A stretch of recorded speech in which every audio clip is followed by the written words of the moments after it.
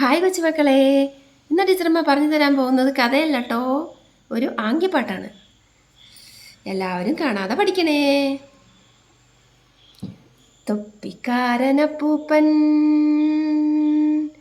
തൊപ്പി വിൽക്കാൻ പോയി. അത്തിമരച്ചോട്ടിലെത്തി തൊപ്പിക്കൂടെ വെച്ചു.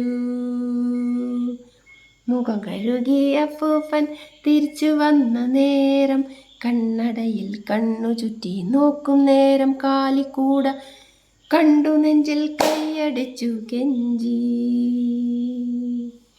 കണ്ണടിച്ചാൽ കണ്ണടിക്കും, കൈയടിച്ചാൽ കൈയടിക്കും, പല്ലിളിച്ചാൽ പല്ലിളിക്കും, ബുദ്ധിയില്ല കുരങ്ങന്മാർ.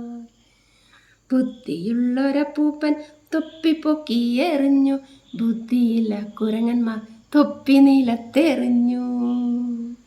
ബുദ്ധിയുള്ളൊരപ്പൂപ്പൻ തൊപ്പി വാരിക്കൂട്ടി, തൊപ്പിക്കൂടെ നിറച്ചു. ബുദ്ധിയുള്ളൊരപ്പൂപ്പൻ തൊപ്പി വിൽക്കാൻ പോയി. മക്കളെ, ഈ ഒരു പാട്ടിൽ നിന്ന് നിങ്ങൾക്ക് എന്താണ് മനസ്സിലായത്? പണ്ടൊരിടത്ത് ഒരു തൊപ്പിക്കാരൻ അപ്പൂപ്പൻ ഉണ്ടായിരുന്നു. അദ്ദേഹം തൊപ്പി വിൽക്കാൻ പോയി. അത്തിമരത്തിൻ്റെ ചുവട്ടിലെത്തിയിട്ട് തൊപ്പിക്കൂടെ വെച്ച് മുഖം കഴുകാൻ പുഴയിലേക്ക് പോയി. മുഖമൊക്കെ കഴുകി പുഴയിൽ നിന്നും തിരിച്ചു വന്നപ്പോൾ തൊപ്പിയുണ്ടോ കൂടയിൽ? ഇല്ല. ആര് കൊണ്ടുപോയി? എല്ലാം കുരങ്ങന്മാർ കൊണ്ടുപോയി. പാവല്ലേ അപ്പൂപ്പൻ. അപ്പൂപ്പൻ ഒരു സൂത്രം പ്രയോഗിച്ചു.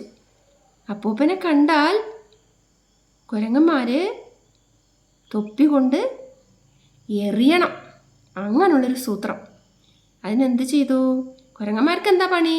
അപ്പൂപ്പൻ കണ്ണടിച്ച കുരങ്ങന്മാരും കണ്ണടിക്കും. അപ്പൂപ്പൻ പല്ലിളിച്ചാൽ ചിരിച്ചാൽ കുരങ്ങന്മാരും ചിരിക്കും, പല്ലിളിക്കും. കുരങ്ങന്മാർ ഇളിക്കുക എന്നാട്ടോ പറയുക, ചിരിക്കുക എന്നല്ല. പിന്നെയോ കൈയടിച്ചാലോ കുരങ്ങന്മാരും കൈയടിക്കും. അപ്പം അപ്പൂപ്പൻ എന്ത് ചെയ്തു? സൂത്രം പ്രയോഗിച്ചു. തൊപ്പിയെടുത്ത് അവരെ എറിഞ്ഞപ്പോൾ അവരും തൊപ്പിയെടുത്ത് അപ്പൂപ്പനെ എറിഞ്ഞു. അപ്പൂപ്പൻ അതന്നെയല്ലേ ആവശ്യം. അപ്പൂപ്പൻ്റെ തൊപ്പിയെല്ലാം കിട്ടി. അപ്പൂപ്പൻ നടന്നുപോയി.